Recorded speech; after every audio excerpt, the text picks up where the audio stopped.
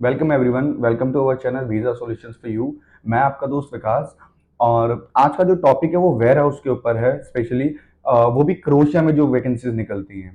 क्योंकि क्या है कि आप सभी को पता है, जब से क्रोएशिया जो है शेंगन का पार्ट बना है, वहाँ पे बहुत सारी वैकेंसीज निकल रही हैं, चाहे वो कंस्ट्रक्शन फील्ड में हो या हॉस्पिटैलिटी सेक्टर में हो। उन्हीं में से एक सब्जेक्ट निकल के आता है वेयर हाउस, कि वेयर हाउस में कौन कौन सी वैकेंसीज निकल रखी हैं इस वक्त, और क्या एलिजिबिलिटी क्राइटेरिया है, कैसा प्रोसेस रहेगा, सैलरी क्या रहेगी। तो इसके ऊपर हम एक ब्रीफ वीडियो बना रहे हैं और उसको डिस्कस करते हैं इस वीडियो में।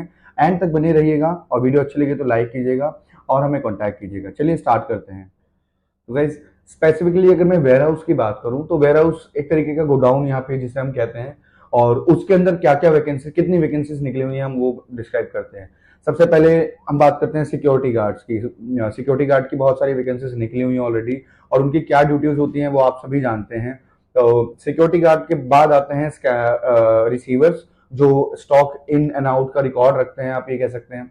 इसके बाद आते हैं स्कैनर की जॉब। स्कैनर की जॉब में क्या होता है कि बारकोड पेस्टिंग होती है, और जो जो स्टॉक वहाँ पे है ऑलरेडी उसकी वैलिडेशन करनी पड़ती है। इसके अलावा स्टॉक मैनेजर होता है, जो इन सब चीज़ों के ऊपर अपने पास अकाउंट रखता है कि कितना स्टॉक इन है, कितना आउट है। तो वो चीज़ है। फोर्क लिफ्ट ऑपरेटर की जॉब होती है, जो सेटअप करता है पूरा इसके अंदर, गोडाउन के अंदर या वेयर हाउस के अंदर, कि कितना कहाँ माल के कहाँ रखना है और कैसे रखना है सेटअप का।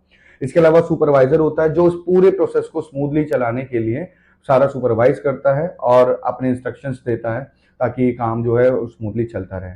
तो कुछ इस तरीके की प्रोफाइल्स हैं जो अभी क्रोएशिया में बहुत डिमांड में है इस टाइम पे, और उन पे बहुत सारी वैकेंसीज निकली हुई है। अब बात करते हैं सैलरीज की। देखिए, जब तक ये शेनिगन नहीं बना था क्रोएशिया, तब तक यहाँ पे जनरल सैलरी होती थी 600 से 800 यूरो के आसपास। लेकिन जब से शेनिगन का पार्ट हो गया, तब से यहाँ नॉर्मल सैलरी 800 यूरो से लेके 1100 यूरो तक चली गई है। तो और इसके अलावा आपके पास ओवर टाइम करने का ऑप्शन होता है, कि आप कुछ आवर्स ओवर टाइम करके भी अपनी सैलरी इंक्रीज कर सकते हैं। एकोमोडेशन और आपका फूड, ऑन वर्क फूड जो होता है वो एम्प्लॉयर के थ्रू प्रोवाइडेड होता है, तो उसमें भी आपको एक्सपेंसेस आपके बच जाएंगे। इसके अलावा एलिजिबिलिटी की बात करें तो उसमें 10th पास भी अप्लाई कर सकता है। अगर आपने एटलीस्ट 10th भी कर रखी है तो भी आप इनमें से किसी भी रोल के लिए आप एलिजिबल हो सकते हैं। और डॉक्यूमेंट्स मैं आपको बता देता हूँ कि डॉक्यूमेंट, बेसिक डॉक्यूमेंट आपके रिक्वायर्ड होते हैं। एक तो पुलिस क्लियरेंस सर्टिफिकेट, जिसको पीसीसी कहते हैं, एक तो उसकी रिक्वायरमेंट होती है, और आपका पासपोर्ट होना चाहिए आपके पास। अब बात करते हैं प्रोसेस को लेके, कि प्रोसेस कैसे होता है। प्रोसेस देखिए, आपके जब हमारे को इनिशियल डॉक्यूमेंट रिसीव होते हैं, तो हम आपकी प्रोफाइल बना के एम्प्लॉयर को शेयर करते हैं। एम्प्लॉयर आपके भी आप पे ऑफर लेटर अप्लाई करता है कंपनी में, और ऑफर लेटर जब रिसीव हो जाता है, फिर उसको वर्क परमिट के लिए अप्लाई कर देता है। एक बार वर्क परमिट आपका इश्यू हो जाता है, फिर हम आपका वीजा फाइल करते हैं। तो फाइनल, अगर मैं बात करूं आपकी जॉब एप्लीकेशन से लेके फाइनल वीजा एप्लीकेशन प्रोसेस तक, तो ये प्रोसेस 3 से 4 महीने के आसपास चल सकता है।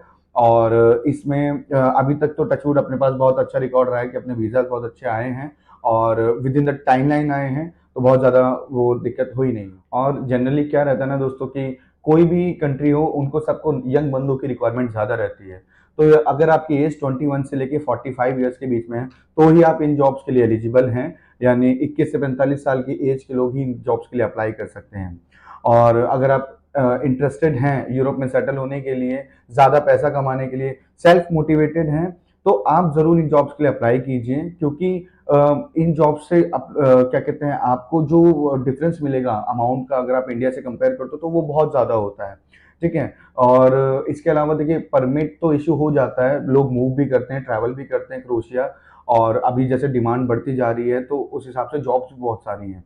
बट लोग क्या करते हैं, कुछ लोग परमिट का मिसयूज करते हैं, या मूव होने के बाद किसी और एम्प्लॉयर से जुड़ जाते हैं, या कहीं और काम करने लगते हैं इलीगल। तो उनको दिक्कत क्या आती है कि उनका परमिट पीछे से कैंसिल हो जाता है, और उनको फिर वहां पे स्टे करना या रहना मुश्किल हो जाता है। तो अगर आप एटलीस्ट 1 साल के लिए एक एम्प्लॉयर के लिए काम करना चाहते हैं, तो आप जरूर अप्लाई कीजिए।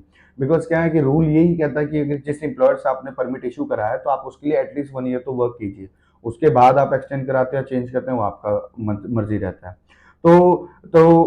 आज हमने बात कर ली है क्रोएशिया के वेयर हाउस के अंदर जो प्रोफाइल्स निकलती हैं उसके बारे में, और सारी डिटेल्स मैंने आपको दे दी हैं, सैलरी से लेके एलिजिबिलिटी और उसके अलावा रिक्वायरमेंट्स की। तो अगर आप इंटरेस्टेड हैं तो जल्दी से हमें कॉन्टैक्ट कीजिए 9595125125 पर, और हमारे काउंसलर्स आपसे बात करेंगे, सारी रिक्वायरमेंट्स आपकी बताएंगे, आप एलिजिबल हैं तो आपका केस अप्लाई करेंगे।